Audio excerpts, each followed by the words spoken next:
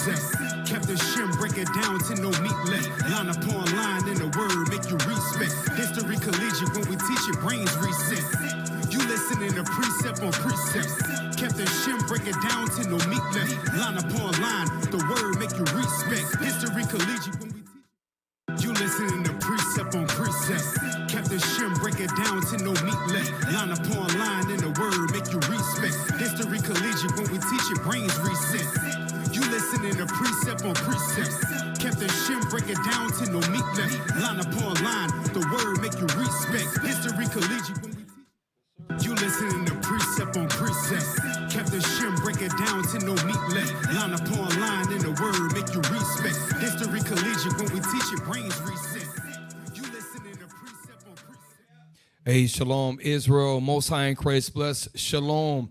Be like Captain Shemaiah. Everybody ever notice Captain Shemaiah always go, Most High in Christ, bless, Most High in Christ. I'm still trying to figure out, he would want to give everybody a double blessing.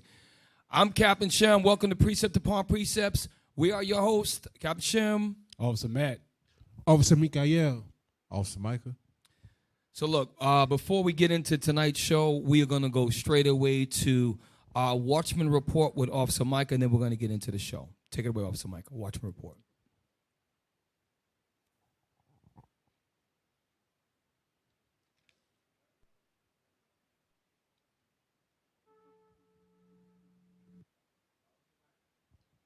Shalom, Israel, Most High in Christ. Bless. Good afternoon. Welcome back to Precept Upon Precept.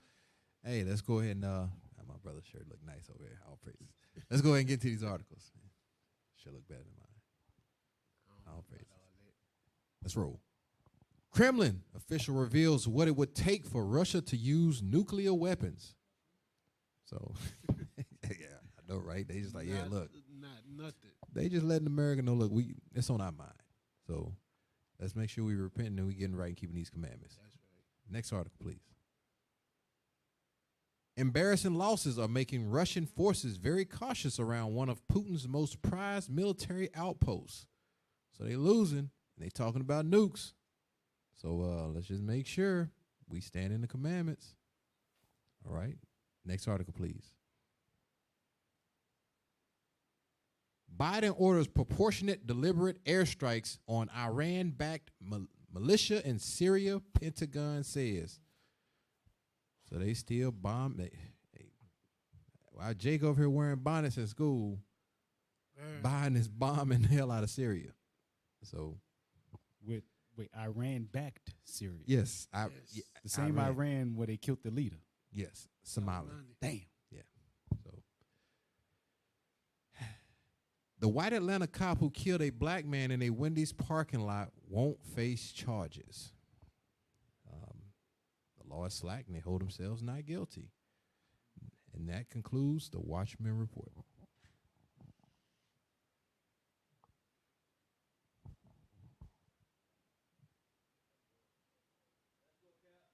All right, shalom, shalom, Israel. Yes, yes. We're going to start like we always do with the thumbnail because we just came, I'll take a couple of minutes to talk about, we just came out of Men's Conference 2022, and it was a surreal experience because when you're there, you're going through it, sometimes you can take it for granted, but when you come back, you start to see the great work that, one thing that I noticed is not only the great work that the tech team did with the video productions, which you're going to see multiple tonight, but there's a lot of things that go on behind the scenes that you at home would never know about.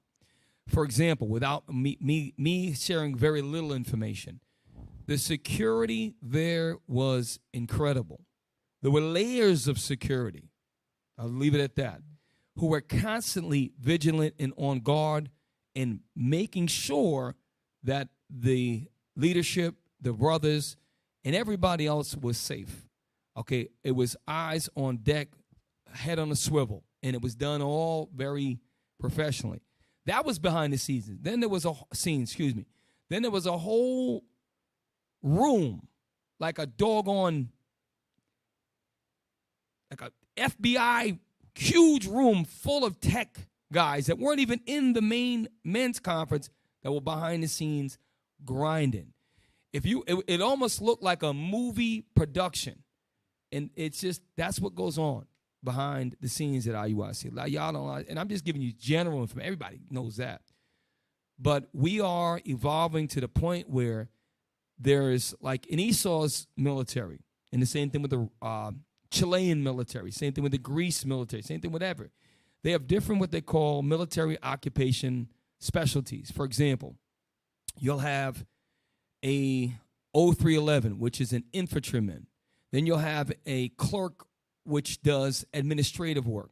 Then you'll have a motor vehicle operator. You have a motor vehicle mechanic. Then you'll have a mortarman who deals with artillery. Then you can have a cook that deals with food production. And all of these different things make that military work, right? IURC is getting to the point where we're evolving different offices. And that's the formation of a nation. And with that, we're growing. And this, I'm telling you, with y'all, been true for a minute. Not anywhere near as long as the bishop and the deacons, but right behind some of the deacons. And I'm telling you, I've seen a lot come, and we are just starting. So y'all, listen, y'all hang on. A lot of you that survived that whole BS in 2018, the Lord shook the tree. The Lord going to shake the tree again. Just be mindful of that. Every time we have new levels of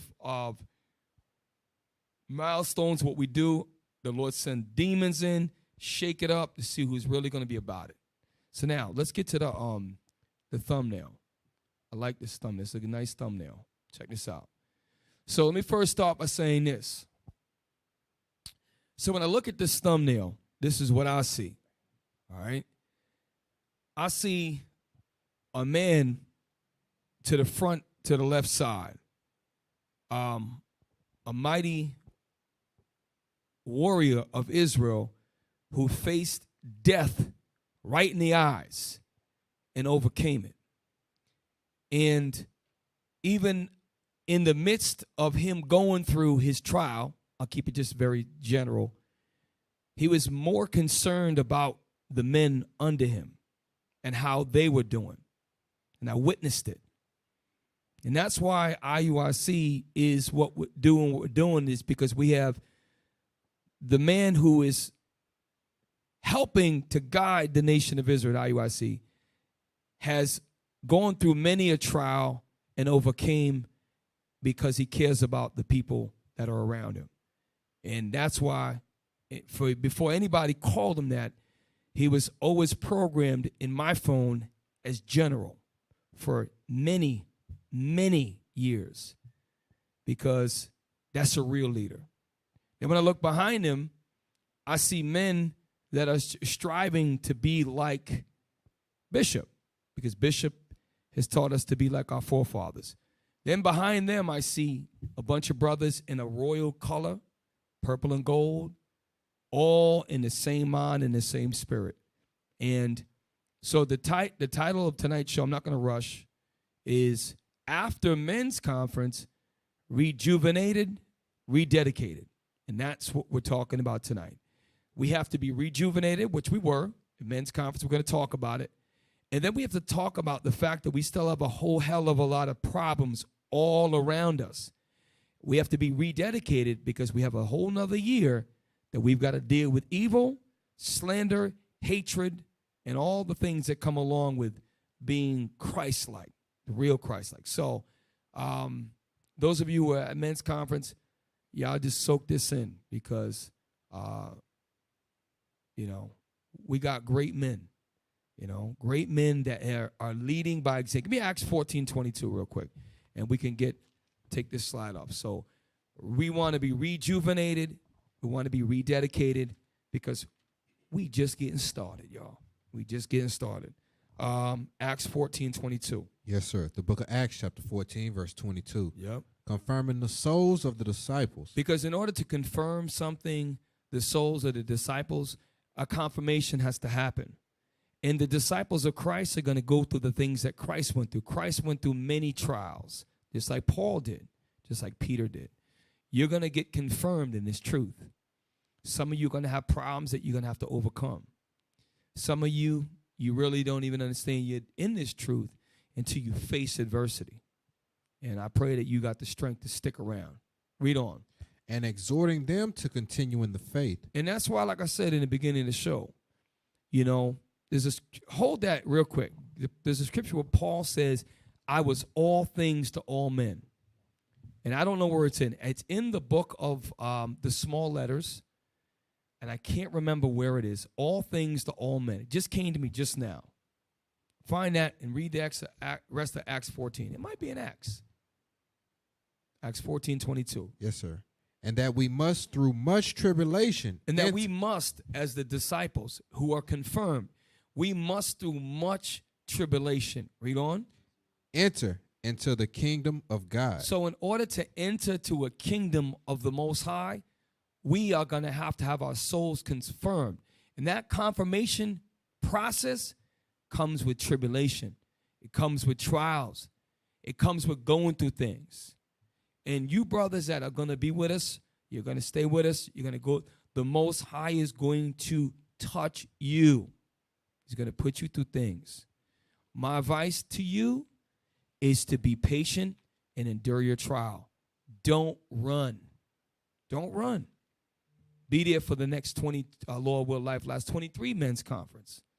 Don't let another man in emotion or another woman in emotion take you out this truth.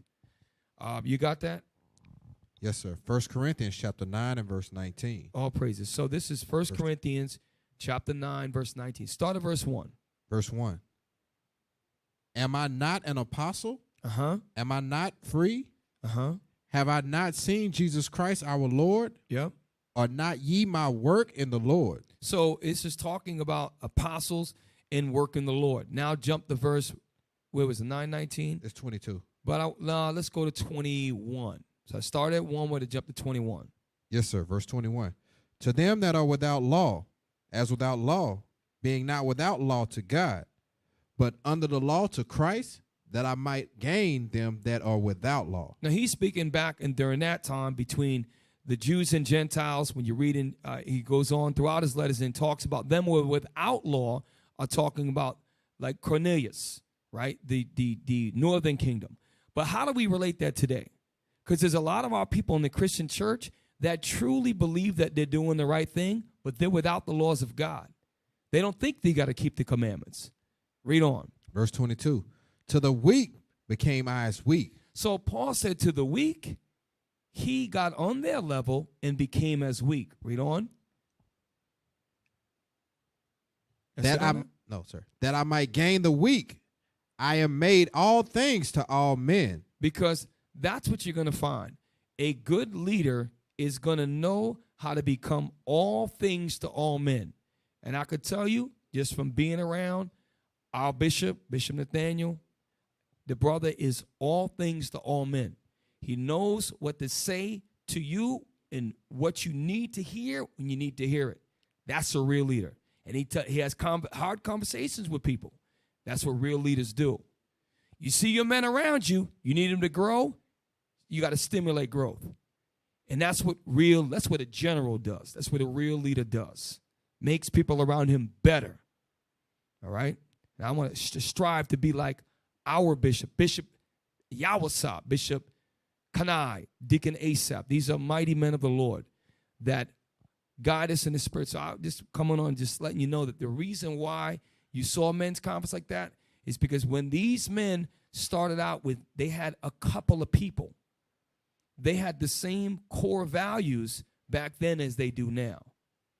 And we need to strive to continue to do like so. Then after the years to come, we can be all things to all men. I hope you brothers understand that. I hope you took something away from men's conference. Okay, that's it on that.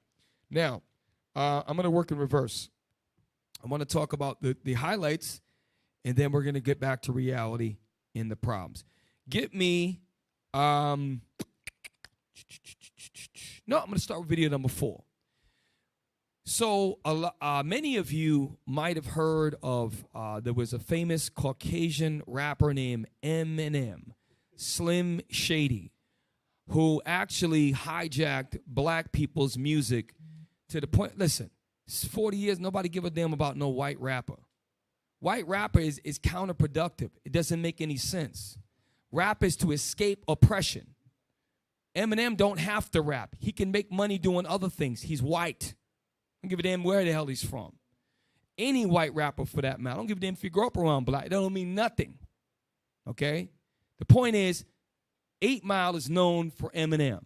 But what you don't know is about a place called 7 Mile where black people get shot and murdered all the time. We're going to show you about 7 Mile. We're going to play a video with the first 4 minutes, and we're going to show you that at 7 Mile, what goes on in 7 Mile, and that's why we went there. Okay? So we're going to play that video. I have it earmarked for you or time marked at the top.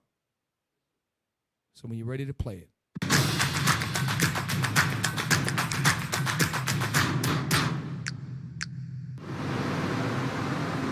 7 Mile Road in Detroit. One of the most dangerous no-go zones in the USA. Stop real quick. Those who I'm live... not going to jump by that. Stop. He said something. 7 Mile Road is one of the most dangerous no-go places. What does that mean, no-go place? Well, it's pretty much semantics. You don't want to go there. But there's actually a label that they gave it. It's a no-go place. West side of Chicago is a no-go place. South Central is a no-go place. Lower Ninth Ward is a no-go place. South Bronx, New York is a no-go place. There's labels that the white man just told you it's a no-go place. I want you to look up the word no-go. It might be Urban Dictionary. Just look up no-go. We're going to play this video. If you don't find it, I don't need it. But there's actually ESO don't just say stuff without meaning. Play on. For dare to come here are playing with their lives. Ruled by the 7 Mile Bloods, one of the most notorious gangs in the city. You can't buy your way to the top. I mean, it just comes with the respect you get in the street. Drug dealers, hustlers, killers, and thieves, prepared to do whatever it takes to defend their territory. Killing, robbing, homicides, like a 24/7, 365 Pause real quick. Pursued by Just bounty... real quick. Pause real quick. So things that I pay attention, y'all should pay attention to certain things. We know that every inner city has gangs, right? And we know that they're fighting over the power of drugs and the money you get from the drugs and other illegal deals so they can buy things like nice cars with 22-inch rims and seats cut out with big speakers, mid-range tweeters, candy-coated paint, all of that. We all been through that crap. Why? So when you have that, the women say, oh, he's looking good. He's flossing. It's all a sick trap. The thing I noticed is that these are men that allow mattresses to pile up in the community. If you see when they scroll around, big giant places with trash just piled up. And that just goes to show you little things like that, man. The children that are trying to be positive, they got to walk by that crap. They might be able to avoid the drug dealers, and maybe they say, well, when the kids are out, we don't pull the straps out when the kids are out. But little things like that, you got to walk in the hood with trash all around you. It's stuff like that that really just bothers me as a man. And this is why it's the importance of us doing what we do to try to inspire change. And I wanted to point that out because I don't think we're all shocked to know that there's gangs in Detroit. Okay? Play on. Who hound them down and put their lives on the line every day. There's been a lot of execution styles lately in the head 2 times. From Detroit's no-go zone, death is the main escape route. Once you in, it ain't no coming out.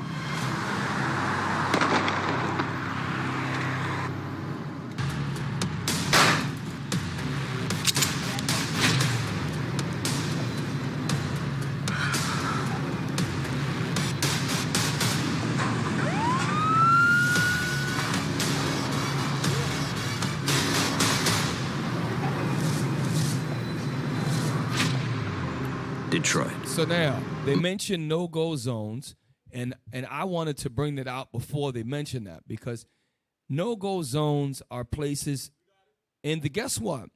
You're not going to find a no-go zone in a Caucasian community. You're not going to find a no-go zone in a Chinese community. There's some places you might want to not go, maybe certain parts of Chinatown. You're definitely not going to find in an East Indian community a no-go zone.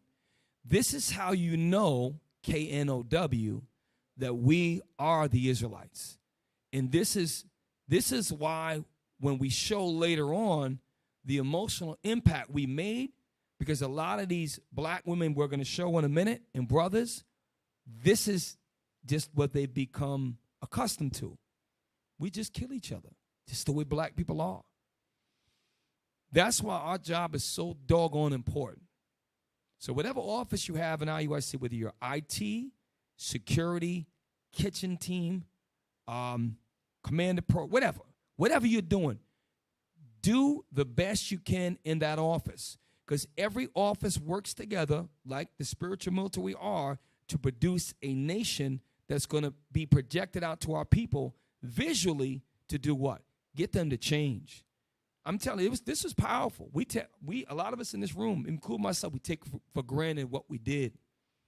Don't take for granted what we did, because guess what? Like Bishop said, he was speaking. He's like, look, this right here, this ain't nothing. He's right, because I remember we had like 60 men. I'm like, damn, we taking the world over with 60 men. This is nothing. The thing is, y'all got to get ready for is when they start taking us out, are you going to stand? Every war, you got casualties of war. Every war. Name me a war where people didn't die. Every war. And you know what's crazy, Cap? After looking at this in Detroit, we marched down the same street that they just said was a no-go zone. And they got loudmouth black women that hated what we did. They hated what we did.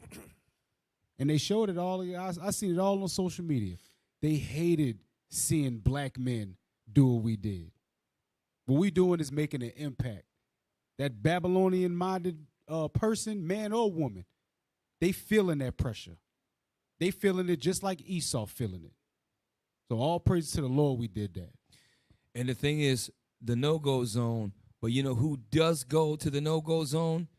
Players, pimps, hustlers, prostitutes, drug dealers, gang members, murders. That's a go zone for them. So when you go to a no-go zone and you come in with solutions and biblical structure, you shut down the no-go zone. So the reason why they run a big black dumb mouths is because you stop in the flow of their hustle. For that, that's what you're doing.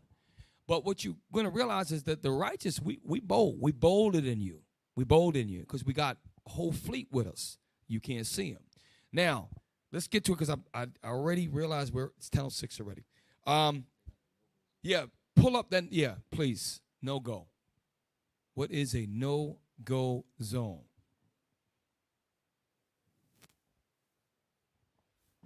Are we getting this from definition.net? Okay. A no-go zone or no-go area is an area that has notoriety for violence and crime, which can be dangerous for people to go there. Barricade off to civil, such as police or military authorities, usually by a paramilitary organization. Primary meaning by Karen C., March 20, 2018, no-go zone, a place that is not appropriate to go now. In other words, when it gets so dangerous that the cops don't want to be there, in layman's terms, it's a no-go zone. I remember years ago, was a place called Bridgeport, Connecticut, where before they brought the state police division in, they used to kill people and bodies just to go down the street. Bridgeport, Connecticut was very, very, very dangerous. They called it Little New York. And then they had to bring paramilitary in. They had to clean up everything. They had to lock a lot of people up. And they used to, and by the way, it's wicked as hell what they used to do. They used to shoot people from the top of projects buildings. They used to do that. This is in the 80s. A lot of the places, parts of New York City, Los Angeles, Houston, major cities where they did that. These no-go zones are places where they're not going to risk certain police. They know it's already, they're going to let the BS go down. They're going to come up and clean up later. I'm telling you, this is why we must keep doing what we're doing. Don't take for granted what you're doing. Okay? We're about to show some stuff. Captain Carper already showed some of this stuff. It never gets old. Never gets old. Play on with We read the definition. So Esau, people who think about things, sat down and entered and created this definition so that we could look it up and actually share it with you today. It was 2018, right?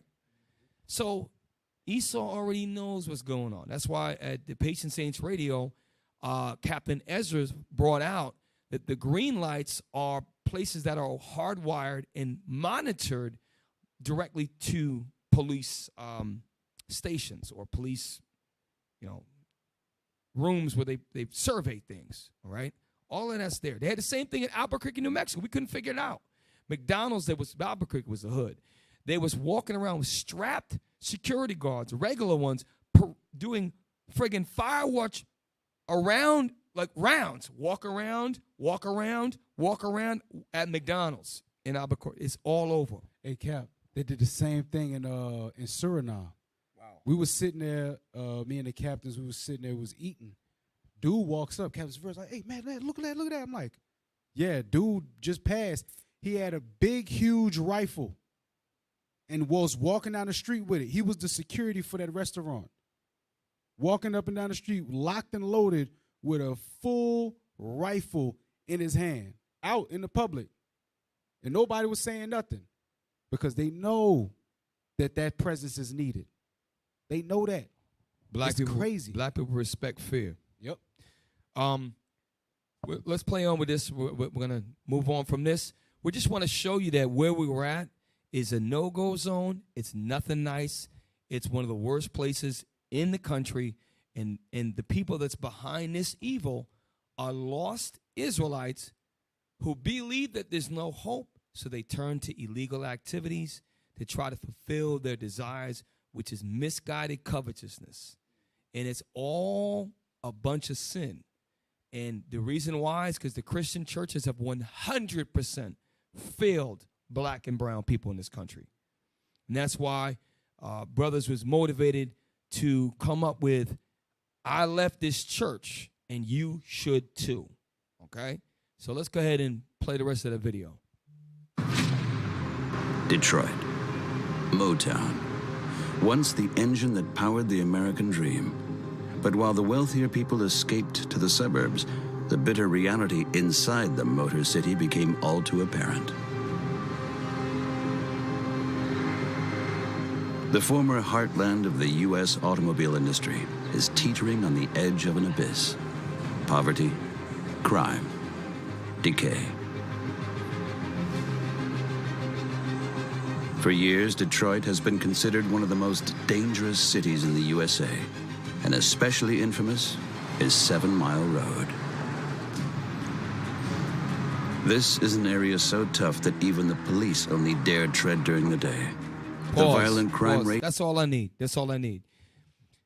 They said there's 7 Mile Road, right? So you're talking about we don't want to go to the hood. This is what we run to. 7 Mile Road, and why would they say this and publish this? 7 Mile Road is a place that cops will generally, using wisdom to keep their force alive, only go predominantly during the day. Now, I'm sure if they had murders, and they would dispatch at night, but they're wise not to go. That's why the gunshot rings out. Okay, well, how many people died? Cops show up 2-3 hours later, whatever. You keep your force alive. That's how evil the Israelites are there. That's how evil we are. Now, that is the problem that's going on in Detroit. Now we're going to show you what we did and how it inspired some of them same brothers and sisters who live in that neighborhood, meaning they stay there. They're residents of that neighborhood. And how did us seeing black men, Hispanic men, old black men, tall black men, short black men, light black men, medium-skinned black men, dark-skinned black men, gray-beard black men, white-beard black men, 20-year-old young, not a lot of facial hair black, all working and loving one another together as one body. I'm telling you, bro, I'm telling you, just hold on. Don't let you emotional brothers, man. Don't get emotional.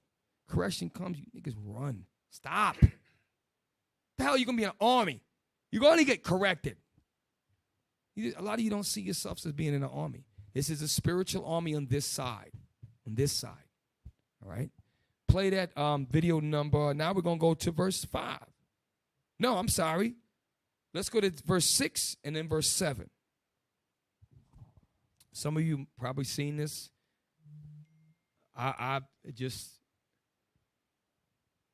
just am blown away at the level of growth that I've personally seen, and I'm very, very proud of Israel United in Christ.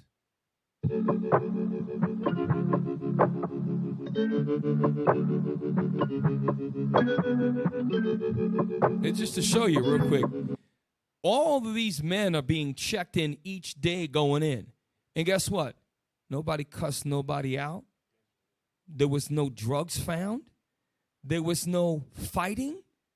There was nobody that got drunk. None of that. There were so many men, you can't number it. You're trying to figure it out. There's so the whole sea of men, and all in order. And a lot of us used to do dumb stuff, wicked stuff in the world. We all in order because we understand our role.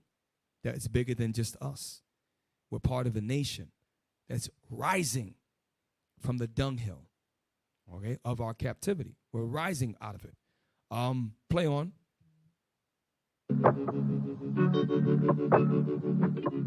Get to my topic. So we're going to go over career choices and resume prep, okay? So in this presentation, I'm here to pique your interest and give you some tips on how to make yourself more searchable, all right? I have my first conversation with you. I want to build that relationship. These are things that successful people do, okay? These are contingency plans because you never know what can happen with a job. Pause real quick. So at this men's conference, we have, not only do we care about building the nation through our street ministry and other media, global outreach, we also want to make brothers more marketable to get better jobs. We're in captivity. Jeremiah says, build ye houses and plant gardens. So all of that, not everyone is going to work at McDonald's. That's not knocking that. Career preparation for us. So, Cap, you mean to tell me that the Israelites got jobs? Yeah. Because, all over social media, they say we're a bunch of child support, behind child support. We have no jobs. We beat our women. We live at home with our mothers. We're a bunch of do-nothings. But yet we have a captain, a mighty man of the Lord, coming and giving a seminar on how to make yourself more marketable to employers, how to get a resume together, how to make your resume look better than what you made it at first, giving pointers to make you a better man than you are. Self-improvement. And this is just one small component of our men's conference. So this is why when we see pastors who are very ignorant make statements like they do this, well, you're looking at men. Many are very, very highly educated, honorably discharged from the U.S. military, decorated. Some brothers decorated war veterans. Some brothers Fortune 500 workers, multiple work pursuing doctorate degrees. And we also know that Esau's the damn devil. We know that too. All of these things because guess what? We broke the commandments. As a result of that, we went into slavery. That's our fault. You can't deny the fact that we went through slavery. In our rising up, we're going to keep the commandments. We know that God allowed you to do that to us. But at the same time, there's a judgment for what you've done. So the best way to overcome our enemies is to live a godly life and do the things peacefully in order. That's what we're doing, okay? And that's why you get these urban apologetics, which is amazing because you dumb black people in that. You're so stupid. How do you have an urban, why don't you all apologetics? This is like you got a black Mason and you stupid as hell. You can't see that? You got a Nation of Islam and regular Islam. Why it got to be the Nation of Islam? What is the NOI? You understand? You're slaves. You're caught up in it, man. You're the Israelites. Anyways, play on. They have a secure job right now, but that doesn't mean you're going to have it tomorrow.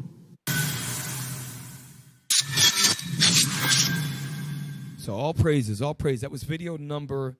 That was number 6. Number 6. Let's go to video number 7, and then we'll go to 8. And we don't have enough time to go over everything. There was so much covered in a short period of time. So we're going to play video number day 2. Love on each other and push each other to greatness. He wasn't scared to be great. Remember earlier he said, not afraid to be different. He wasn't afraid to be different. So what is spirit we get that we got on us now?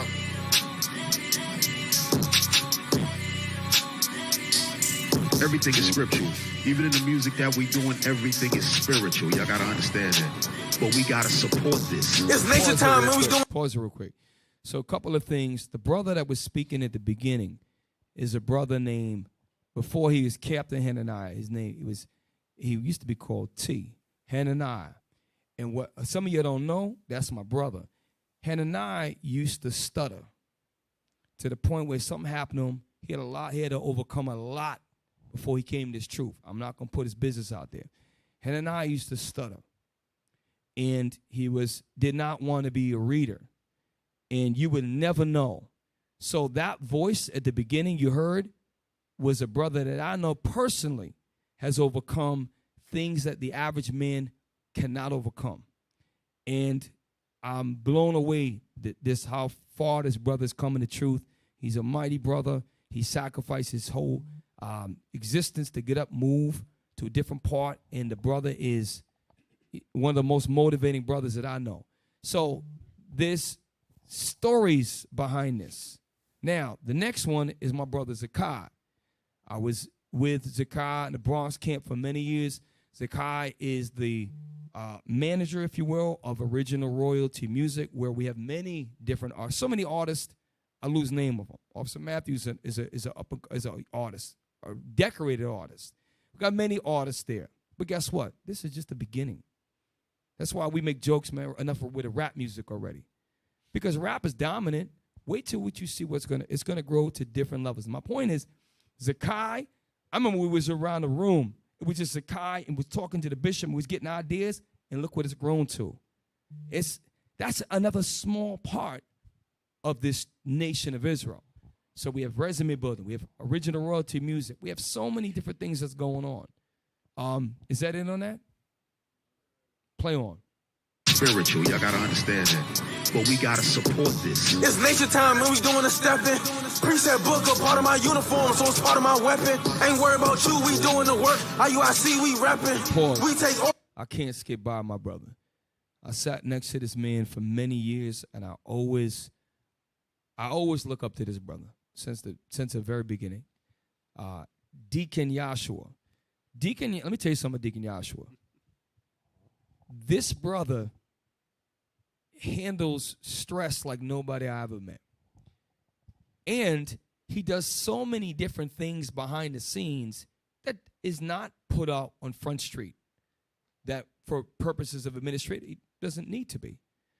But that brother is a master multitasker. He's a master manager, and I've known him for many years. And the level of the brother, the eloquence, the way he speaks, the way he moves is incredible. I'm just proud of that, Deacon Yahshua. So my point is that, and I'm going somewhere kind of a long way, because I'm showing you that there's history and there's stories behind the faces without getting too much detail. So when people come in and you say dumb stuff, even you new brothers that come after 2-3 years, you don't understand that we're family. Like we all family, like real family. And so this is why we can see the BS coming from, we don't have to entertain it. Okay, this is why we know what's going on. We know what we got to do.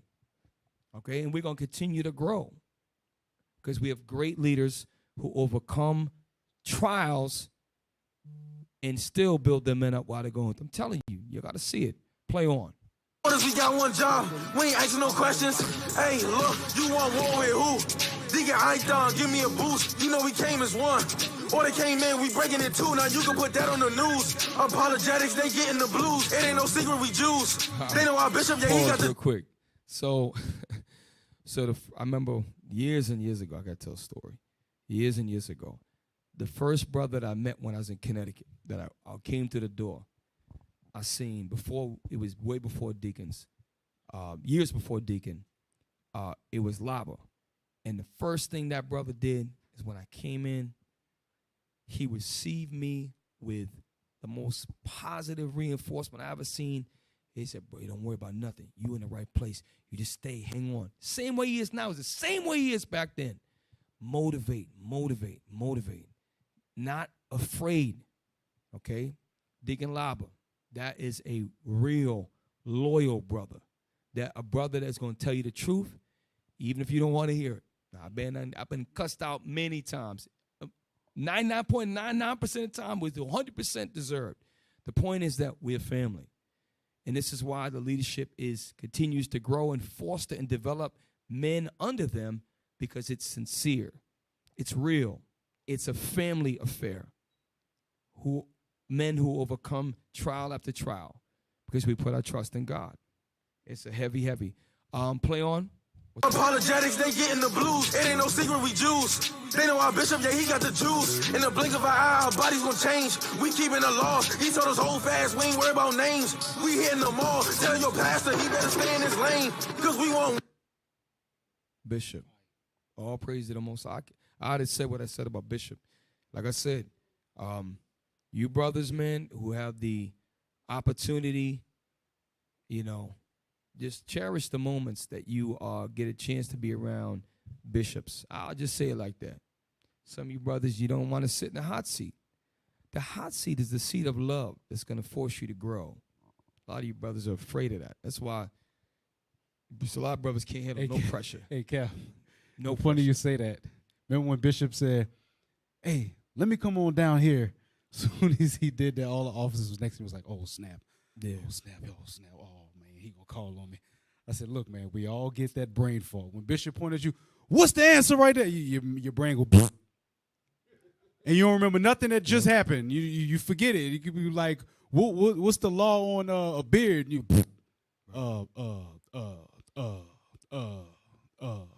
But that's just the impact. You know what I'm saying? It is what it is. Like, that type of pressure is stuff, a lot of us need that. A lot of us need that. I ain't even realize it, Cat. When I saw you in the store, he was like, hey, you still coming down off the men's conference? Yeah. I ain't even, because I'm still in men's conference mode. I didn't even realize that I was still in men's conference mode. I'm walking around like I'm still in Detroit, and just feeling the whole vibe of everything that was going on. It was definitely a recharge is an understatement. That's an understatement. Like, this was every men's conference, it gets better and better and better. And I remember in the men's conference in Houston, 2015, when they said we moving away from being a camp and moving more towards being a nation. Since that time, I've seen the growth. My short time in this truth, and it is phenomenal this past weekend. Phenomenal. Yes, sir. Yes, sir. So we going to, what time? It's almost 10:30. We're going to go to 11:10. So we got a little bit of time. Let's go ahead and finish that up, and then we're going to go to a couple more others, and then we're going to show why we need to be rededicated, because the work is so much to do. Did we finish that one? Or okay, next one. Okay, now this one right here. Hold up. Let me see what we. Okay, this is number 8. Okay. Trials and tribulations, friendships and betrayal. The life of a prophet is not for the weak. Success and setbacks. Pause real quick. Rewind a little bit. So all I see is mistakes. I see mistakes. I'm just telling you right now. I'm just driving me freaking crazy. I'm going to find each and every single one of you too. Get to the formation part. Stop. See, what I'm looking at is you look at the top of the screen, 1, 2, 3, 4, 5, 6 rows back. The one with the light skin is not in line with the friggin' column 1 because column 2 is too far forward. That's what I'm looking at. It's driving me freaking crazy because that to the average eye looks, no. I want everybody in step to the same doggone thing. And it's a hell of a lot better than Chicago, okay? It needs a long way to go. Another thing I don't like is big, fat, disgusting lard backs. I can't stand. All you lard backs are going to lose weight. I'm telling you right now. I'll put a dog on your front street. There's programs out for you. Bunch of brothers dropped out because you're obese or morbidly obese, and I'm not going to sugarcoat nothing. The sisters, I'm not talking about you. I'm only talking about the men. You weak-ass brothers. All of you, obviously, if you have a medical condition, work with your doctor. Most of you, white doc, work with your white doctor and follow what they tell you. We're going to go back to this. I want the screen, please. So, although it's a little bit of, okay, it's somewhat of structure, we're going to get better than that. Because there was some brothers that because they have big, giant, huge belly, lard back, barrel gutted guts, it makes the whole shoulders move forward, which throws the whole alignment to the right off, literally. That's why the lard backs need to lose the weight, okay? Play on. Success and setbacks, too many to count.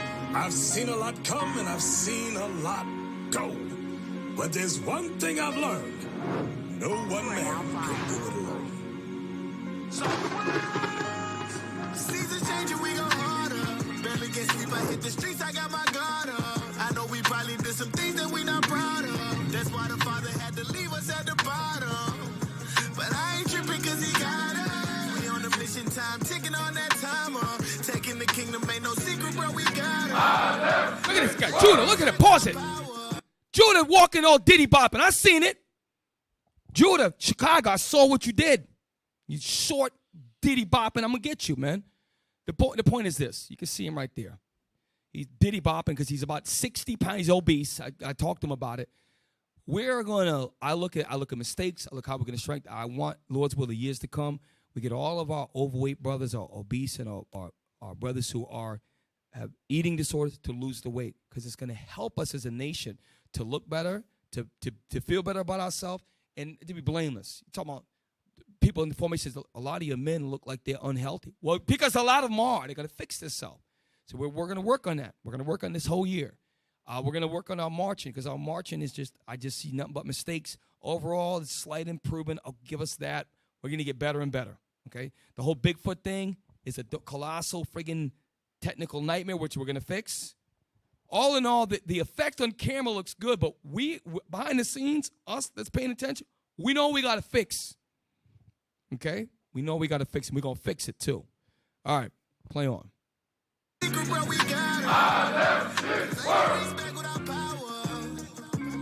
Rise and shine, early grind, recognize I'm certified. 12 tribes worldwide, don't act like you ain't heard about it. I'm a young kind of fly.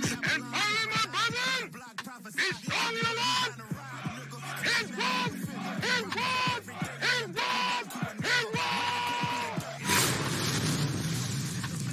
All praises and shout out to all the creative minds of the tech team that mic'd Bishop Nathaniel up, which all of us were kind of blown away. I think only some guys had some inside information. We were not expecting that. So to the point when all of a sudden, you're like, what the hell's going on? And you hear he's mic'd up as he's walking. You can hear the men in the background talking about, I left the church.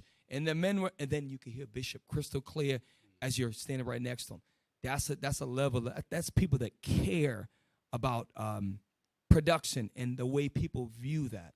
That's a great mind. This is why, like, that right there is an evolution. That's beautiful. All right, Can I get a beautiful. script cap? Yes. Ezekiel 37:10. A lot of us, we know that, prophecy becomes history.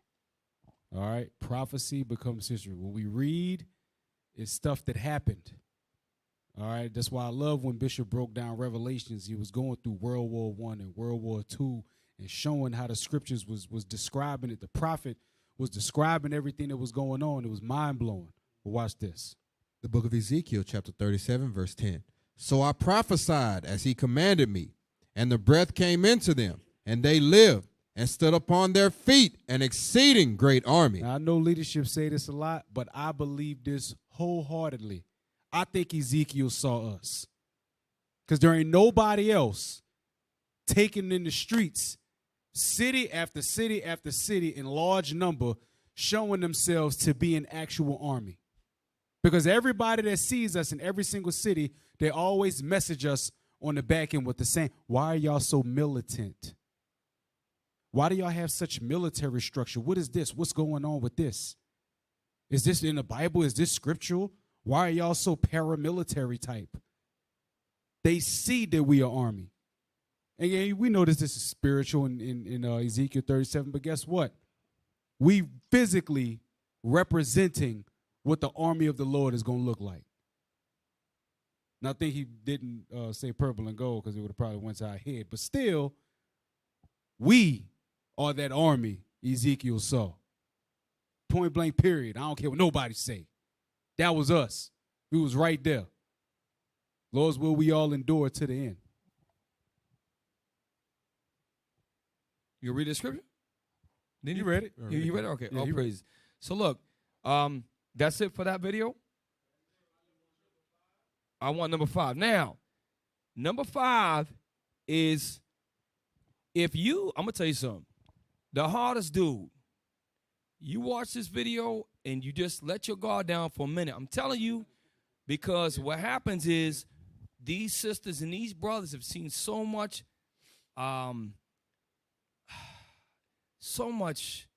disappointment, so much agony, death, despair, loss of hope, powerlessness. What you're going to see is stuff like this motivate me to I want to do a better job. I see all the mistakes, I'm going to fix all of them. I want to make it even better. I want every single thing that I could do in my office to be better. That's what all of you are supposed to be. You cooking in the kitchen, make sure its presentation is perfect going forward. You shine in your office. In the tech team, you shine in your office. Whatever you do, do it with all your strength. I'm serious. Listen, this is time. Take this energy. Let's move forward. All right? Play this. I ain't gonna let it play all the way through. It's wonderful to see all of the black men together, getting along, loving each other. It's amazing. I left the church to join God's army. We left the church to join God's infantry. Yeah. Said your father was there when you left. Your mother was there when you left. Your sister, your brother, your cousins, your auntie, your uncle was there when you left. Said your father was there when you left. Your mother was there when you left. Your sister, your brother, your cousins, your auntie, your uncles. I left the church to join God's army.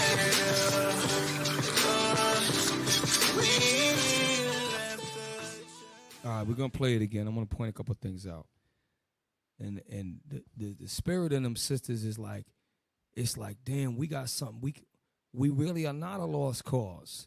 They don't understand everything. They might not understand about not eating shrimp and crab. They might not understand about the lies of white Jesus, but they know one thing. They never seen black people coming together like that. Brothers in order, that they know we come from where they come. We know we seen struggle like they seen struggle. We're not foreigners. We're not disconnected from their understanding of what they see. We see the same thing. But now we're going to play it again. A couple of things I see in there that drive me crazy. Cap. Yes. What it looks like to our people, they like, look, y'all are shining a light into the heart of darkness. Right. That's what they see. They're like, dang, you know what? Somebody does care about us. And you notice the sisters, the first sister, she probably about 40, the one with the tall hair. The other two sisters one was probably in the 60s. The one that came out with the short hair, she probably like 50s. Because they grew up in the 80s, some in the 70s, but they see black man after black man. If it ain't done by the hands of the cop, it's by another brother. Because there's not a lot of opportunity for us. When the cars left Motor City, man, Detroit used to be slamming. Motown, Motor City, all of that. Detroit had a black upper class. They had a black middle class. You can read about it, what happened after the major motor companies fell out. It's like Baltimore. It's very depressed, okay? But I'm going to play it again. I'm going to show you what I see, because I see we're going to make it better. I'm going to show you what I see. Play it. It's wonderful to see all of black men together, getting along, loving each other. It's amazing. I left the church to join God's army. We left the church to join God's infantry. Said your father was there. No, yeah. Keep going. Your mother was there when you left. Pause right there. I'm gonna show you something. So think of the bishops and the deacons as your presidents and your governor. They're royal dignities. They're out in front because they represent the heads of the nation. But the captains, I told all the captains, we gonna fix it. The captains are out of step. I'm gonna tell you right now. And that's my responsibility. I'm gonna fix that. Watch how the captains is marching. Look at the captains. And by the way, because the reason why I'm saying this, because there's people comment and say, well, if you're going to march, why don't you be in step? We're working on that. We don't have 9 hours a damn day to train together. It's an hour here, an hour there. We're going to still get it right, despite all you damn naysaying, pessimistic damn couch dwellers. That's right. Okay? Play on. Sister, your brother, your pause. If you can watch behind the captains, that formation, they're moving as one. What? Play it again. Rewind a little bit. You gotta train that watch. We're just gonna fix this. We are gonna fix it. Not me. We are gonna fix it. And guess what? This is because we want it to be even more impactful. We want to move even more spirits. This here, like bishops, this is nothing. There's going to come a time they cannot ignore us. Right now, they can still ignore us, but there's going to come a time.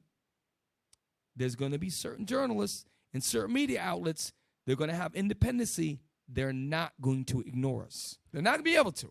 Hey, Cap, watch how much fear gets instilled when we are in step, when we are moving with precision, when we are moving one as a unit, and there is no mistakes or very little mistakes to where only the drill instructor in charge can see the mistakes, but the general public can't. Wait till we get to that level and see how much fear gets struck in the hearts and the minds of the wicked people that's out here in the world. And we're going to get there. And we're going to get there. We are at 100% disadvantage with our scheduling, with our time, with our availability, and we still are able to accomplish this, which I want the best. So we're going to get the best. So play on.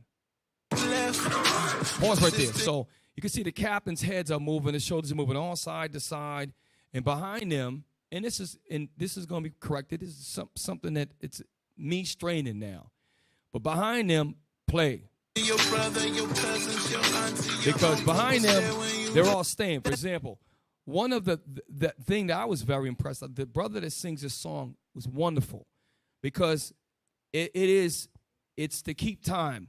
It's, I left the church, and you should too. I left the church, dun, dun, dun, keeps you in step. Your father was there where you left. You're right. They took that military and made a song about it in a week, less than a week. This music that you hear is as good as any pop star out there, period. That's right. And you put up against, you have people in the world, but damn, yo, what the hell is this? This is, your mother was there. Oh, shoot. They're going to vibe to that because it's just good music. And it was done like that. That's how creative, that's how ingenious our people are when we work together. And we didn't even know that, okay? It's a beautiful surprise, a wonderful song. But we're going to fix it. For all you naysayers out there, you don't think. We train men over here. And with the limited amount of time we have, we still going to shine. We still going to exceed your expectations. You haters. So thank you for the motivation. It definitely helps me, Lord's will, to help us go to the next level with my small office in IUIC. Little small office. But we're gonna shine even more. This me personally, this drives me crazy. Play on. Hey, stop it, and go back to that dude real quick. Yeah. He had me choked up in the men's conference. Yes. Right there. More back. We want to see full reaction. Cousins, your auntie, your uncle was there when you left. Your father was there when you left. Now go back to him one more time, and I want you to leave it up. Pause with him with his fist in the air. Can I get Luke 4:18? With his fist in the air, right there. Luke 4:18. The book of Luke, chapter 4, and verse 18. Uh-huh. The Spirit of the Lord is upon me, because he hath anointed me to preach the gospel to the poor. Uh-huh. He has sent me to heal the brokenhearted, to preach deliverance to the captives, and recovering of sight to the blind, to set at liberty them that are bruised. That's what you see right there. That's what you see. Hey, you know why I'm smiling? Because you was thinking the same thing. My Bible is open to Isaiah 61 right now. It's open to it. That's right what now. you see right there. That's that hope that they get when you preach the gospel to the poor. The people in Detroit are poor. We was talking about it on the way to the men's conference. There was no traffic. Right. There was no traffic in the city. That's odd. At 5 p.m., there was no traffic. That means people don't have jobs.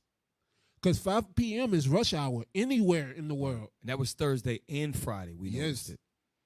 Thursday and Friday. I noticed the same thing. You just brought that up. I said the same exact thing to the brothers drive. I said, yo, Detroit is a metropolitan. What's going on? If there's any other city, if you trap, he's like, if there's an event, there might be some people here. This is Detroit. It used to be Motown Haven, the spiritual backbone of soul music in this country. Motor City. You dealing with a destroyed people that were left behind. You was actually going to the airport in the afternoon. On the afternoon, there's no traffic on the highway. It's like unheard of. It's crazy. So, like I said, when we see this men's conference, we see, look, we're rejuvenated. Because at the end of the day, the things that I see is improvements. Just like IT thinks, you know what? Well, next year we did this. We want to take it to the next level. Security said, well, you know what? Next time I got a way to be more efficient with this and the rotations and this. Okay, with the kitchen department, next time maybe we'll do it like this to make it better. We always see ways to make it better because that is priceless to see what that man, probably 50 years old, okay, the way he threw his hand up like that, it's one of, thank you, brothers, for showing me that my life, there's still meaning left and our people still have hope. And that giving that hope to the bruised, man. He's bruised, man. He's bruised in his spirit, and he's hurt, and he's sorrowful.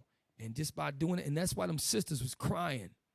It was crying because they was happy to see that we are not killing each other, that we not fitting them damn stereotypes. And guess what? But if you be done the twerk and do all that other stupid stuff or Greek step show, you're going to make the news. You're going to make the news. Hey, Cap, you know how you know it's powerful? Black men don't get out the barber chair for nothing. But the very first clip is an older black man that got up out of the barber seat to come see us. Right. And then there's another clip of a sister that got out of the salon chair to come see. Right. Black people don't get out of barber chairs and salon seats for nothing. But they got out of their seats to come see us march through 7 Mile. Right.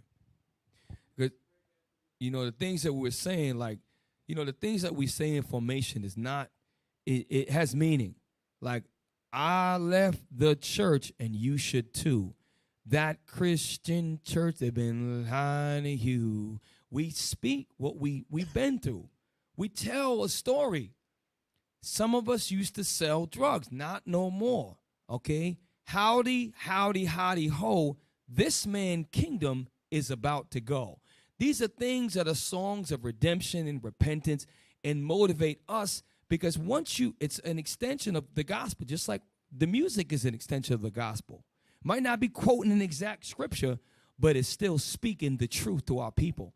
And the beautiful thing about it is it's amplified with one voice with as many men as we have. I've lost count. It can't even count. There's so many. It's a beautiful thing, and I hope that we can keep the same energy, all of us in all our offices. We had all these articles prepared for tonight. I just wanted to make sure we understand that we got to keep pushing. I think we did all of the men's conference. Is that all of them? Yeah, okay. That was all of them. Yeah, let's go to commercial break. We're going to come back, and next 20 minutes, we're going to show you the reason why we got to be rededicated, because we got a whole lot of evil and oppression to overcome. So stay tuned, precept upon precept, on this late Thursday night. Stay with us. Shalom.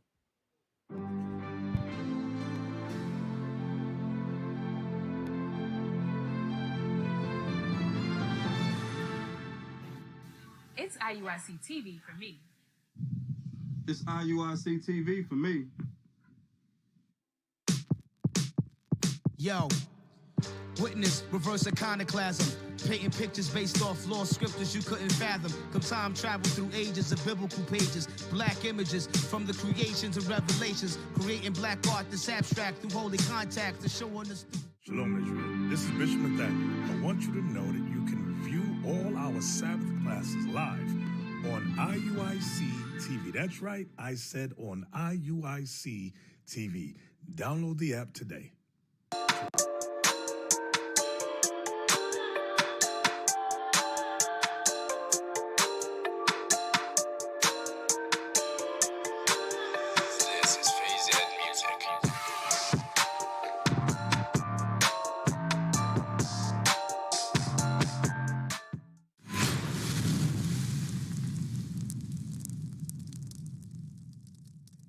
Shalom, shalom. Welcome back to Precept Upon Precept. The first majority of the show, first hour, we went into the men's conference and shown you that we were rejuvenated. All the different speakers, the offices, the great job that our tech team, our beloved brothers who do the audio and visual for our people to see. They capture emotion. They capture the essence of that march, the essence of why we came together. It's a gift. It's a wonderful gift that these men have. Like I said, all of you in your offices, like I said, in Esau's military, if you're a mortarman, you make sure you load them rounds right. You clean that weapon. You clean that barrel. You make sure everything's in order. If you're a tank battalion, you make sure you know all four positions. You make sure you understand everything. Your tracks are in order. Motor transport, same thing. Diesel mechanic, got all your tools right. Get ready, do your preventive maintenance, your kitchen administration. All of these things in the Esau's, they know you're proficient in your MOS, which is your job. Same thing with the nation of Israel. Be proficient in what you do, okay? Bishop Kanai said in 2015, listen, it's beyond street teaching, okay? It's beyond that. We got a whole, Bishop Yawasab spoke about it, okay? With a whole nother levels coming. Bishop Yawasab is a doggone genius, okay? Genius. The man sees things a mile away, okay? And under the leadership of our bishops, they're designing ways for all the body to grow. There might be a brother that's 60 years old. He might not be a street teacher. He might have a disabled leg, but the man has got a mind to do other things, and we're going to create ways for him to thrive and to build the nation of Israel. I'm telling you, brothers, that's why you brothers that leave and you do dumb stuff and you run your mouth to the point where now you're too proud, you don't want to come back. You're sitting on the sidelines right now, be like, damn, man, I wish I'd just humbled down. And just to understand that I wasn't ready to try to be an elder yet. Some of you brothers think you were elders. Are you serious? Come on, man. You're ridiculous. Seriously. In title only, Cap. In title only. Now, let's get real quick. Bring that thing about that black firefighter. We're gonna go to all of them real quick. We're gonna hit them a rapid fire real quick. We'll do 1, 2. We're gonna go right down 9, 10, and 11. All right. Cap, this article right here gonna show you just how much the devil Esau really is. Esau, what we about to read is the same thing. We marched through inner cities where they're called no-go zones, and people say it doesn't matter what color Christ is. He loves all. Tell that to the people that's over there in 7 Mile. Tell them color don't matter in 7 Mile and see what happens. See what kind of response you get. That's why we passed 10, 15 churches in that one little block that we marched around, and ain't none of the community getting better. They was more happy to see us than it was to see the church right there. Go to that article. Couple accused by black firefighters say their Juneteenth party wasn't racist, but wife admits to blatantly racist tweets. A Rochester, New York couple who a black firefighter accused of throwing a racist pool party this summer, mocking the Juneteenth holiday, said Tuesday that the party was intended to ridicule liberal politicians, but wasn't bigoted. So let's use Esau's words against it. Liberals are the people who are making the laws for, you know, the civil rights and the sodomite rights and all of those are the liberals. All right, they're the ones that are, you know, free spirited. Like, hey, let's just let them have whatever they want. Read on. The couple, dentist Nicholas Nicosia and real estate agent Mary ZN, said their July 7th party had been mischaracterized by ZN, confessed to running a racist Twitter account. So the party was mischaracterized, right? But she had an anonymous account where she would hurl out racial slurs constantly, right? Now, see, let's see how the party was characterized. She don't say it was hacked. So what she's saying is she on the apartheid racist. You gonna see. You're gonna see. Fork-tongued devil. That's what this is. The same type of woman that put Emmett Till to death. Let's read that. According to a legal notice filed by firefighter Jared Jones, the Nicosia's party featured a display mocking the Juneteenth holiday, which celebrated the end of slavery in the 19th century, with Juneteenth flags displayed over buckets of fried chicken. So the Juneteenth flags was over buckets of fried chicken all over the party. Now the trip part is, yes. Read the next paragraph. Jones, a 14-year veteran of the fire department, said his captain forced him and two co-workers to attend the party while on duty. They forced him to go. Wow. They forced this man to go to a Juneteenth party, a mockery of Juneteenth, and he didn't even want to go. And he had to go to this on duty. But it wasn't racist. His chief made him go to this thing, and I bet you it was so his chief could ridicule him. Because white people, believe it or not, you well-off black people, white people like to make jokes about you. Yes. And they like when you join in on the jokes because it makes them more comfortable. That's why white people always have that uneasiness about you around them, and they try to make a joke to make you laugh, and then you laugh a couple of times, then they make one black joke just to test you. And then that one black joke turns into all of the racism coming out. Go back to that, and this is we can inference right here, right? Go back to the writing real quick. So we can inference that Jones is black, right? We can inference that. We can also make the inference that Jeffrey Croway, however you pronounce him, is a Caucasian. Yep. We can inference that. And that just goes to show you that we have a lot of work to do. Where the fact that this man had to go and actually legally file paperwork, he had to sit before, find the form, or go online, find the form. This is how much it bothered his spirit. And then he filed the complaint, meaning he has an attorney representing him, because a claim against the city of Rochester is a lawsuit seeking $3 million for emotional distress. Why would a man do it? Firefighters are tough. It's obvious, man, that it's obviously set up. And the thing about it is that these Caucasians, this is not the same thing with Sarah Bartman. They had a cake of Sarah Bartman. It's the same thing that they do. They do this over and over again. Well, I do want to, because we could do a half a show on this. But let's get to the culmination of this article, because I want to show one other thing after this.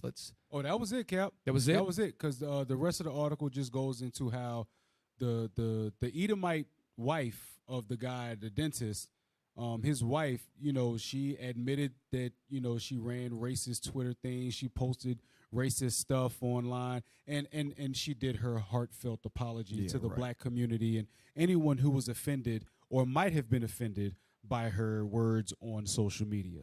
So y'all gotta let these people, let them be the devil that they are and understand that they are the damn devil. Understand that. Like the little black kid that they put cotton in his hair on the Little League team. They saying, well, his mom said there was no ill intent. His mama is a coon. His mama is trying to fit in. That's what's going on. That's called cognitive dissonance. She is willing to let all type of racism happen to her son in order for her to be accepted by them people. I want to know where daddy was at. You do that to my son, it's going to be a damn problem. And a lot of these women, man, they're weak-minded. We're going to get that in a minute. But I don't know why this didn't make national. It did make news, but it wasn't talked about as much as it should have. Did I forward this to you? If not, I'm going to forward it right now. I thought I did earlier, my mistake. I'm about to forward something. It is a Walmart case that a brother won $4 million from Walmart. I'm forwarding it right now to you. It is a revolt, which you should be able to, and I want to pull it up because it goes right along with the firefighter filed over $1 million. And guess what? This brother won $4 million from Walmart. You don't win millions of dollars from Walmart unless you can prove that somebody has been overtly racist to you. We got the proof. And why isn't this is a great thing. Why isn't this talked about? You don't hear about this. This happened within the last week or so. Let's open this up on the Revolt magazine. There's a bunch of other articles. If you can't get it, I'll get it on the CNN. I'm going to briefly cover this. You got it?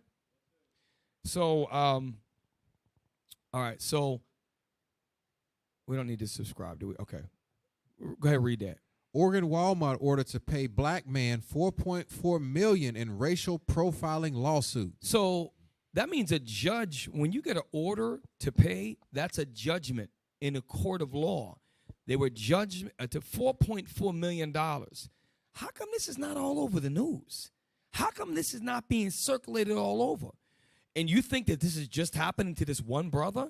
This happens all the time to black men that go into these stores. All the time. You just learn to admit it. I can track that. I track them like it's nobody's business.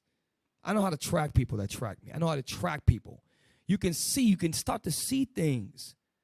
Sometimes I'll stop and I'll look up real quick and I'll smile or do something. And then they try to act like they didn't see me.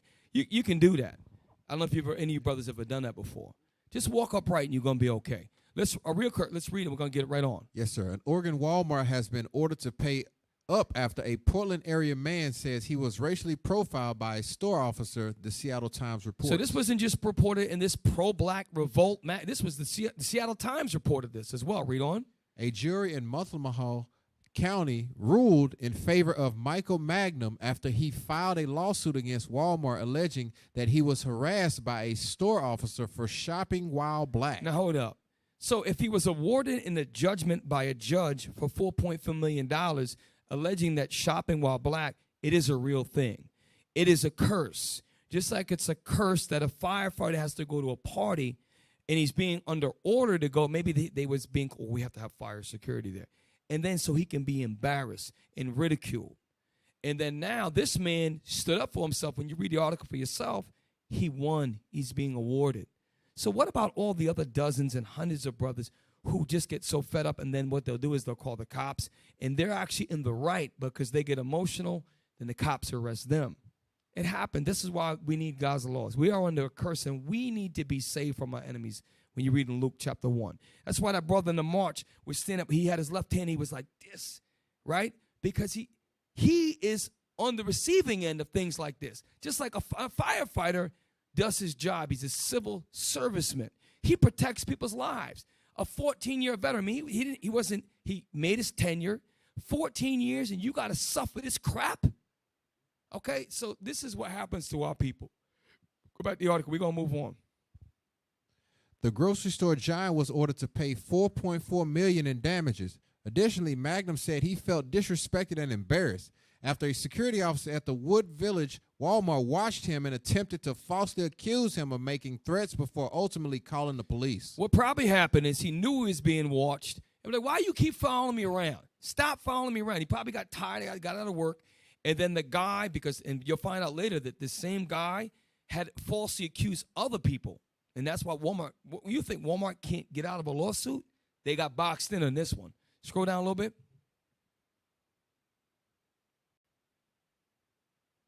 Let me see. Okay. See, this brother was 61 years old. He had some resources, right? So where it says, right below it says discrimination case, put down in quotation marks, Walmart has no respect for the community right there. Yes, sir. Walmart has no respect for the community. They have no respect for the rights of their customers, and they have no respect for the police, said Gregory Kofkery, the attorney of the 61-year-old Portland man. Now, what you're going to find is, I believe this is a white man. They actually show a picture in another article with a white man smiling next to the brother who is 61 years old. I'm sorry. Yes, Gregory Coffey is a Caucasian. So you got a Caucasian saying that about Walmart, right? Now read on.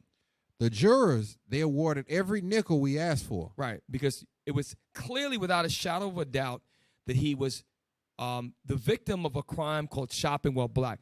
That's in Deuteronomy 28.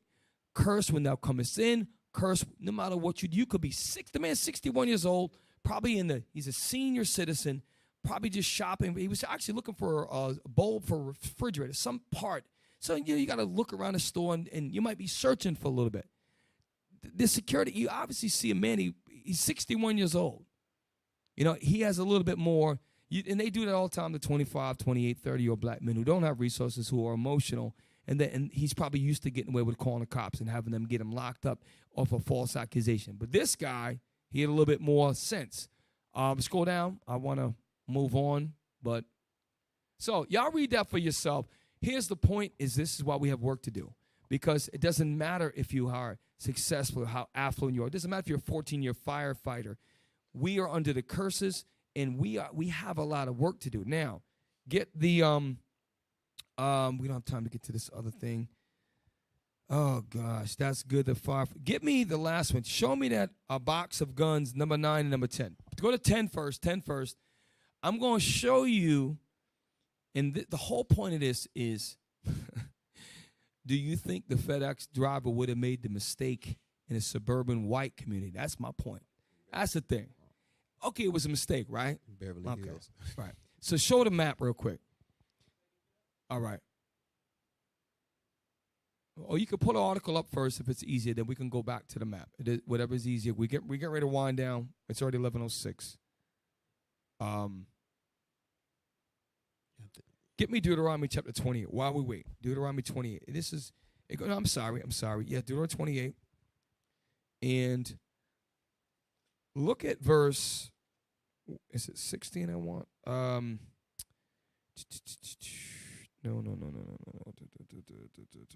19. Deuteronomy chapter 28, verse 19. 19 and 20. Read. Cursed shall thou be when thou comest in, and cursed shall thou be when thou goest out. You think you get a good job. Civil servant. You think you worked your whole life for 40 years. You think you're going to escape these curses? What that brother went through, yeah, it's great that he got rewarded, but guess what? That's a curse. To be fouled around and harassed when you're just trying to do your job. Okay, they have to go to a racist party. Okay, these things are happening. What do you think's happened to the people that live on 7 Mile? Okay, they might not have a job, that are in a depressed area. If it's happening to mobile people, they got resources. A firefighter got resources. This gentleman is able to get a Caucasian attorney and file this. He obviously has resources. He has the time to do that. And guess what? He went all through the paperwork process and won. The preponderance of evidence against Walmart, a supermarket giant, they said. You don't win a case unless you've got everything online, which means that it's happening to many other brothers. Which means that this Bible is real, which means we have more work to do. More and more work. All right, read on. The Lord shall send upon thee cursings, vexation, and rebuke, and all that thou settest thine hand unto for to do. Everything we set our hand to do. This brother probably a stellar firefighter, got all the accolades, and it doesn't matter what you put your hand to do. It doesn't matter. He going to have another thing he going to go through until he turned back to the Most High and then understand why. Like if I was a firefighter and went to racist part, in my mind, I'd be laughing. I wouldn't, it wouldn't affect me. I'd be like, yep, Esau being Esau, you damn devil. And I'd just be in my head quoting Isaiah 14, looking at them. At least I know who you are. Thank you for being Esau. Now I can see you. Before, I would have been just like this dude. Now we know. We know who you are. The Lord got a special punishment for you, too. These brothers don't know that. Read on. Until thou be destroyed, and until thou perish quickly, because of the wickedness of thy doings, whereby thou hast forsaken me. And we have forsaken the Lord. That's why we in the condition we in now. You got the map? So we're going to look at a map of greater Philadelphia, Pennsylvania, which is a major metropolitan. You know Philly. Y'all know Philly. It is a huge city once we get that map up. Hey, Cap, one thing that I wanted to bring out about what you just read in Deuteronomy 28, when it said, "Cursed shall be when I go us in and come us out." There was sections in the city in New Orleans in the 90s, the late 90s, and the early 2000s. It was called zero tolerance zones. A zero tolerance zone is the police can do anything to you. And because you're in that place, they have every right over you. So you can go in, oh, they did this, they did that, they harassed me, this, that, and the third. Where were you at? Oh, I was on this street. Well, that's a zero tolerance zone. So if they said you did something, you did it. Point blank, period. There was no fighting it. So what that man went through, and it's what a lot of black people go through. It's just that one was able to be caught and brought to the news cameras and news people. Everything else is not seen. Here's another example of why we got a lot of work to do. And when I was looking at this, my mind went somewhere else with this. This next, we're going to show a map of Philadelphia, just so you can see. On this map, once you pull it up, so there's a place called Chester, all right? You see the little two white bodies and the blue little teardrop? It's right outside of Philly. It's right there in the greater Philly area. And I want you to see that, and this is predominantly a school with a lot of black and brown children. I don't know that I tried to look for the demographics, I couldn't find it. Now we're going to read the article. We're going to close out with this. This is another example of not only did this make the news, if this did happen at a white school, this wouldn't have made the news. It would have covered it. Wouldn't have. The fact that this happened, that the Federal Express driver, how the hell? It's not a coincidence. It's mockery is what it is. And when you read about it, it just shows you. Some of you might take something away from this, but let's read on. Box of guns mistakenly delivered to Delaware County High School. The superintendent said they were expecting a delivery of textbooks and supplies for the start of the school year, but instead something else arrived at the loading docks. A box of guns was delivered to Delaware County High School in what police called an honest mistake. Okay, police says, okay, let's say it was an honest mistake. Read on. Police said the delivery to Chester High School was a mistake on the part of FedEx, but parents say it couldn't have come at a worse time when schools are laser focused on keeping children safe as they're getting ready to return to class. Now, I don't work for FedEx, but I know there's classifications of deliveries. And if you have weapons, maybe they don't know. They have weapons, 6 weapons get mistakes for textbooks. But what happened is they caught the mistake and they didn't come back until Monday, right? Why are they putting this out there to the public? Because this is predominantly a Philadelphia school. Chester, it's a high school in Delaware County, Pennsylvania, with which predominantly black and brown children go to the school. I don't know the demographics on it, but and with the history of all the gun violence and things that happened, and the history of what happened in the town right outside in Texas where they just had the shooting that happened with all our Northern Kingdom brothers got shot and sisters, little young. And then also in Chicago, they just dropped guns off in the ghetto, right? It's just, it's mockery is what it is. I had a question. Was that school like near a pawn shop or a gun store or something? Because it's got an address on it. They usually beep. They little thing they beep, and they put your stuff like. More than likely. Okay. That was addressed to that school more than likely. Like there's no mistake about that. Like you load up, because I used to work for Amazon and mail carriers and stuff like that. You load up boxes and packages for a certain area, and you work that certain area. So that box was intended to go to that school, and they do it because they know that our people were so mischievous that if a kid runs across a box of rifles, he ain't telling nobody but his partners. Right, and let's find out what kind of weapons they are, because they actually tell you what they were. It's not like, I don't think they were handguns. They're going to show you what they are. They're going to tell you what they are. Let's read on. Let's scroll down. Okay. It does say it. Scroll down a little bit, please. Oh, it won't allow us to get in. Oh, you got to scroll past the local. Hold up real quick. Okay, now that's it.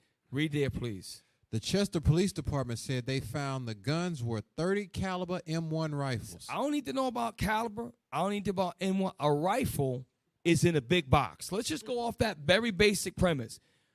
So, a big box has a number on it, and that's thousands of dollars if you have 6 M1 30 caliber weapons. Those are weapons that are meant to kill people, right? What's an M1, Mike? Are you recently the most military guy? Is an M1, is that a weapon is that an assault rifle? What is that? It's similar to an M14. I think a lot of those sniper guys, they use them. So it's a military grade weapon. Okay. So it's a big box, and it's worth a lot of money. So how do you make a mistake with the label? The whole point is that would the FedEx driver, this is my question, this is what I was saying to myself, would the FedEx driver had dropped this off at a Caucasian school? Nope.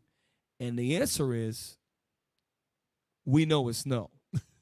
This only happens because we're a curse. This is a curse. Now, scroll down a little bit. Oh, is this M1? He said it was a mistake. Hey, go ahead and pull it up. Like World War II was made famous. Yeah. Okay, so maybe they're vintage. But still a big box. It's heavy. Yeah, it's the kind where you can, you have to like push the rounds in the top of it. Yeah. So those are worth a lot of money. Those are and they're heavy. Wow. Way more than books. Yeah, way more, hell of a lot more than books. And that box would be long and rectangle shaped. Yes. Books don't come in a rectangle shaped box. So let's see what the explanation is. And here's the point. I just wanted to show you that the things we're going over is we have a lot of work to do. And there's so many things. If you just type in black on black crime, if you go to Chicago News, there's so many different things that we have to be rededicated. So let this men's conference rejuvenate you. Let's all get focused on what we got to do in our respective offices. Let's shine. Let's continue to push. Let's continue to become excellent. Begin to be greater than we were last year. All right? Let's go back to it. We closing out. The Chester Police Department said they found the guns were 30 caliber M1 rifles. Chester Upland School District officials sent out a letter to the school staff and families making them aware of the discovery. When deliveries come in, we check everything, Kevin Thomas, Chester High School maintenance employee, told NBC 10. Usually it's like school supplies. So I don't think in the history nothing like this had ever happened. So it had to be a big misunderstanding, big mistake.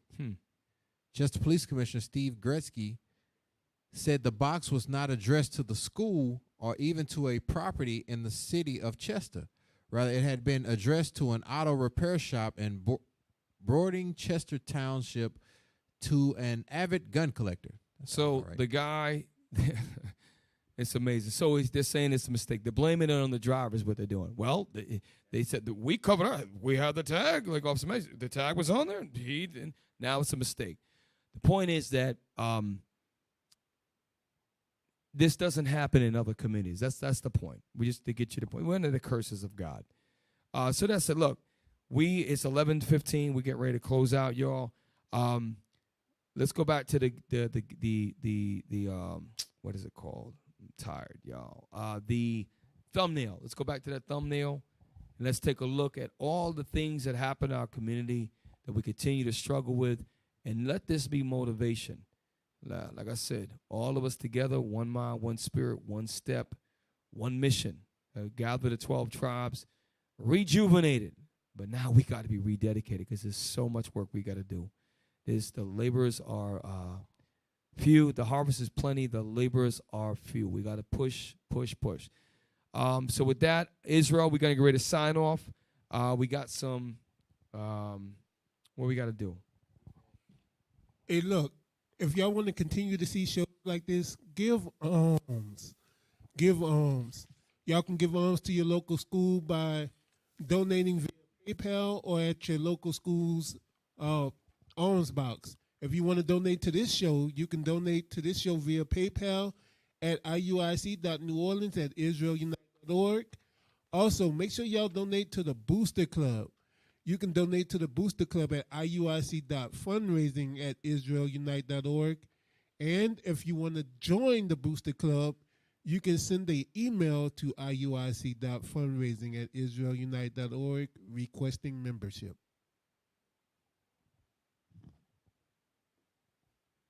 We are not a hate group. We are not affiliated with any other Israelite group. Israel United in Christ is a nonviolent Bible-based movement.